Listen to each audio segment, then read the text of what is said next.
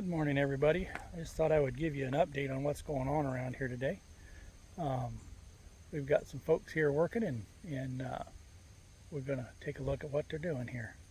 So what we have here is they're getting ready to pour the concrete pad for our new house. It's going to hopefully be delivered next week.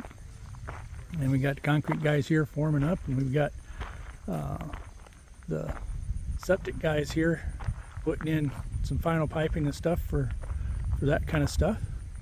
And so we're just gonna walk out here and watch these guys work a little bit. You can see they're measuring for the forms and such, and making sure everything's all nice and square and ready to go. And I gotta tell you, these guys are right on the ball. I've checked their work, and they do a good job. We've got we're going to have a good slab here, I think. We're going to pour it tomorrow morning, they say, so they should be done somewhere between noon and 3 tomorrow. And just so you know who they are, that's who we're talking about. The Hicks boys here, they're highly recommended around here, and they do a very good work. And they're going to be doing this pad, and once they get done with this, there's some other concrete work I'm going to have them doing around here. And so that's just what's going on.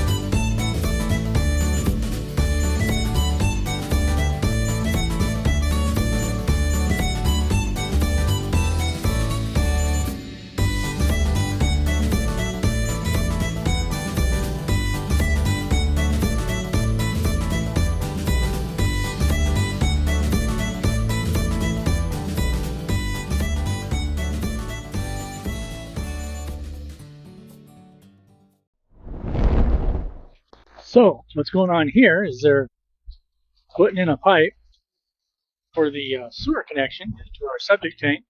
So they're digging that in underneath this concrete, so it's there and in place, and getting ready to fill that. Give you a little more update on what's going on down here. They're forming up down here in the garage. They're getting that all formed up along with the driveway. There's a little parking ramp in front of the garage, and they're getting that all ready to go. And they're scheduled to pour first thing in the morning. They're going to start pouring concrete. So by the end of the day tomorrow, we will have a slab. Yay! As you can see, they're prepping the forms, shoring them up, so when they pour the concrete, they'll hold up. They're getting that done, and they're getting their stakes and stuff for their heights and everything all figured out. And over here, Billy and his boys are putting in the conduit for the electrical stub up. So we're making some progress. We're getting it all set and ready, and it should be good to go before too long.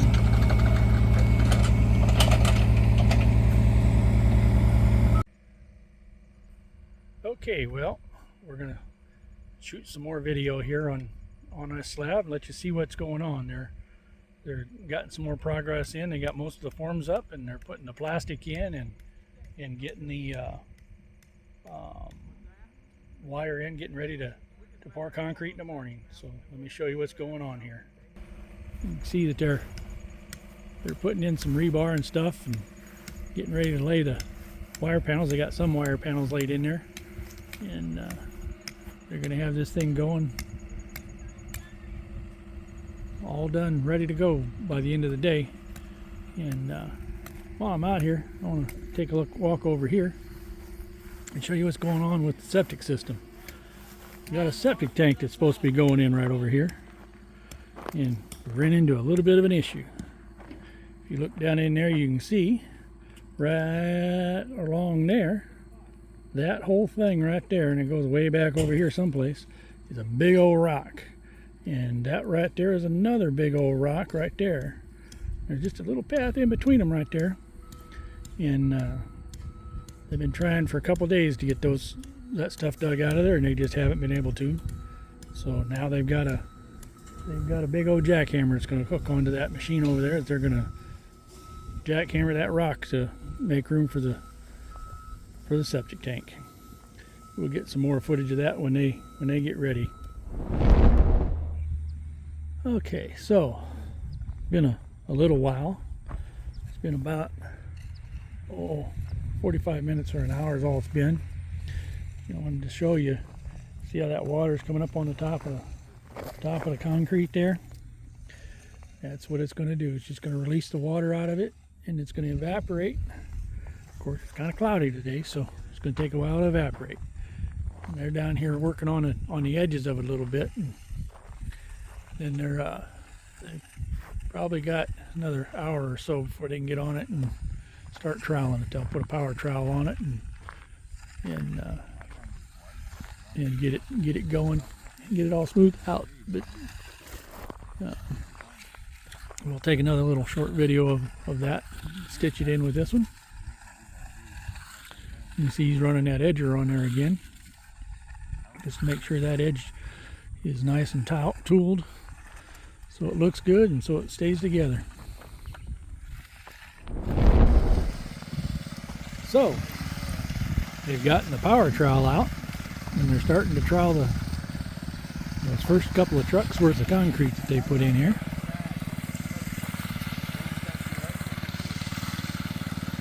They'll run that power troweler over this stuff and smooth it out some more and make sure the rocks are all knocked down below the surface, and then they're going to get on there probably with the hand trowels and trowel it some more.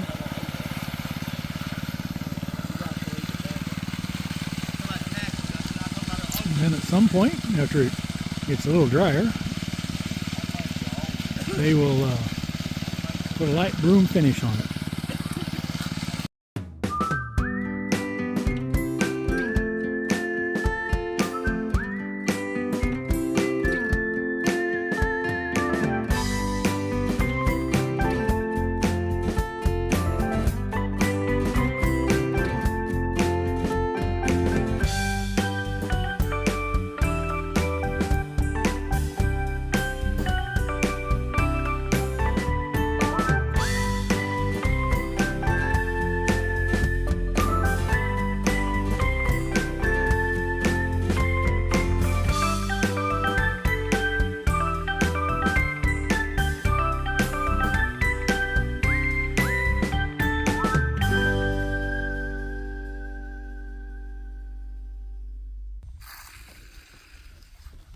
So how many times do you think you'll have to run that trowel over the top of that?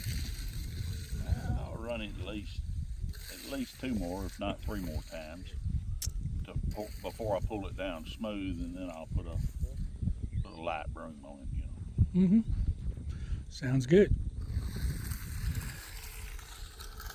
Although, I gotta ask you a question.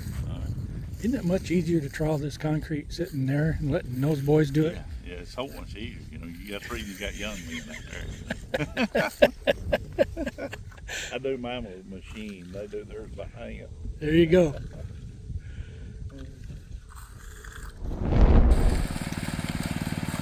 Okay, as you can see, he's up there hitting this thing a second time with this power trowel.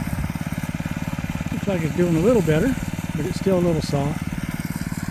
So he's still got some time to do, time to go till it gets ready 100%.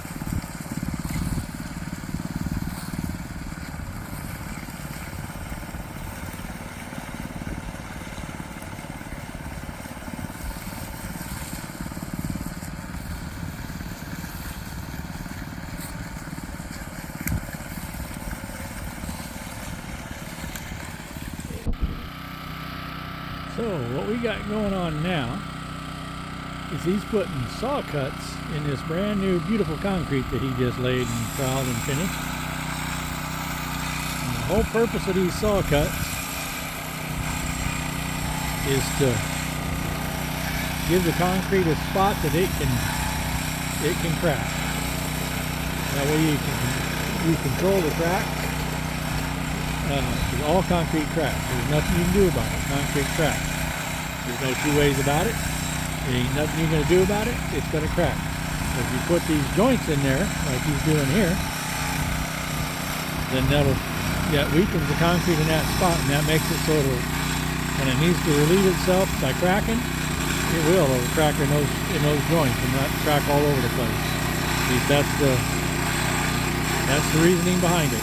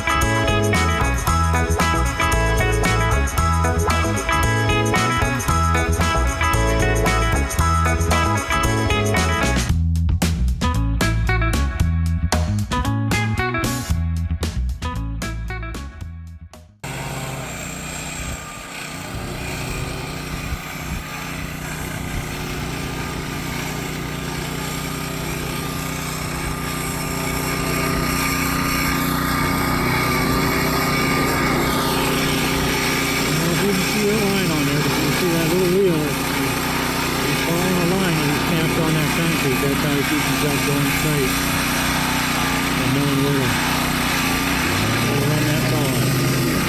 Look out over the slab there. You'll see that there's lines snapped all over it.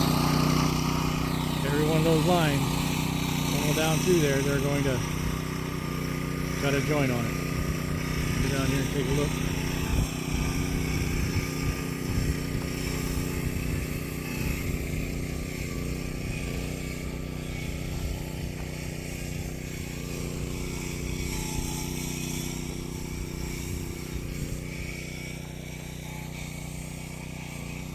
One of the best places concrete loves to crack is in a corner where there's a transition, kind of like this right here.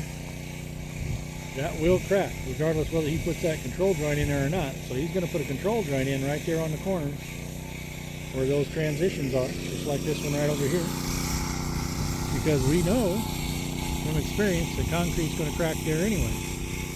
So we're going to try to control where it does crack.